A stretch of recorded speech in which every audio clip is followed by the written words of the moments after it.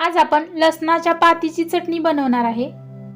लसणाच्या पातीची चटणी बनवण्यासाठी लागणारे साहित्य बघूया आपण हे लसणाची पात घेतली।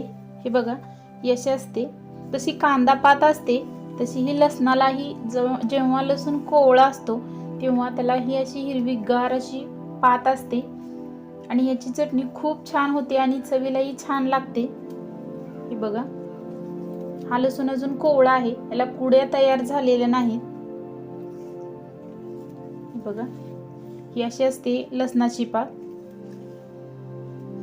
आपण लसणाची पात घेतली तर आपण याच्यातील एकच वापरणार आहे कारण मोठी आहे।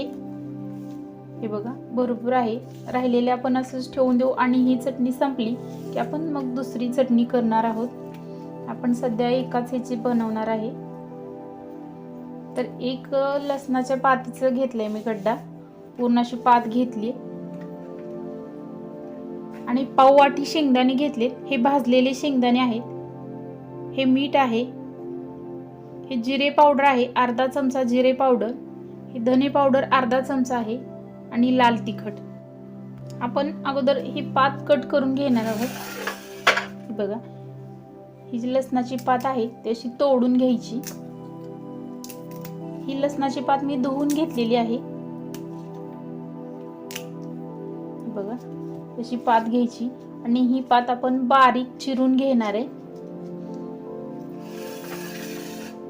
बघा एकदम बारीक अशी चिरून घ्यायची। आपण जशी कांदा पात चिरून घेतो त्या प्रकारे ही लसणाची पात ही अशी चिरून घ्यायची। सर्व पात मी अशी चिरून घेणार आहे बारीक करून। हे बघा मी पात अशी बारीक करून घेतली, कट करून घेतली आणि जे आपण ही दोन्ही पात ठेवलीत ते साईडला ठेवणार आहे। जर तुम्हाला लसूण वापरायचं नसेल फोडणीला तर ही पात ही अशी छोटी छोटी करून जर वापरली तुम्ही फोडणीमध्ये तर ही तुमच्या भाज्या छान होतील। किंवा तुम्हाला चटणीच खायची असेल तर हे फ्रीज मध्ये असंच ठेवलं तर 2-4 दिवस तरी चांगली राहते हिरवीगार। बघा हे आपण असे कट करून घेतले, झाले असंच कट करून घ्यायचे। हे बघा मी मिक्सरचं हे भांड घेतले, तर याच्यामध्ये आपण जे कट करून घेतलेले आहे ते लसणाची पात घालायची। जेवढे आपण कट करून घेतली तेवढी सर्व लसणाची पात घालायची आणि त्याच्यावरती ही पाव वाटी शेंगदाणे, हे भाजलेले शेंगदाणे आहेत ते घालायचे आणि त्याच्यावरती धने पावडर घालायचे, अर्धा चमचा धने पावडर, अर्धा चमचा जिरे पावडर,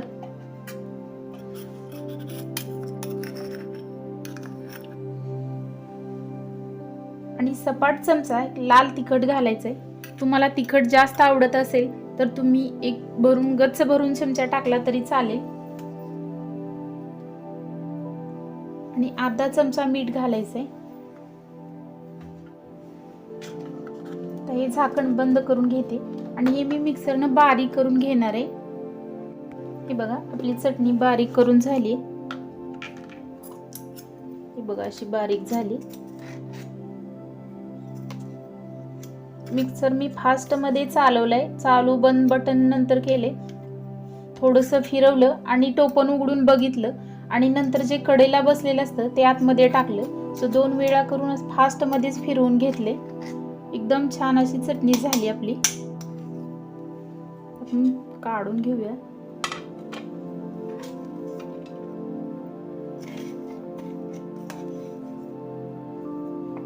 हे बघा एकदम छान अशी झाली आपली चटणी।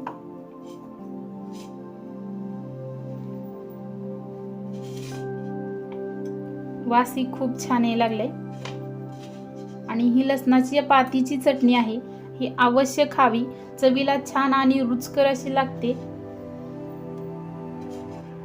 आपली लसणाच्या पातीची चटणी करून तयार आहे। एकदम छान आणि चविष्ट होते, खायलाही खूप छान लागते। तुम्ही भाकरी बरोबर, चपाती बरोबर किंवा हुरड्या बरोबर ही चटणी खाऊ शकता, एकदम छान लागते। तर ही चटणी तुम्ही घरी नक्की करून बघा आणि कशी वाटली आम्हाला कमेंटमध्ये नक्की कळवा। असे नवनवीन व्हिडिओ पाहण्यासाठी आमच्या चॅनलला सबस्क्राईब करा, व्हिडिओ आवडल्यास लाईक करा आणि बेल आयकॉन प्रेस करायला विसरू नका। हा आमचा व्हिडिओ शेवटपर्यंत पाहिल्याबद्दल धन्यवाद।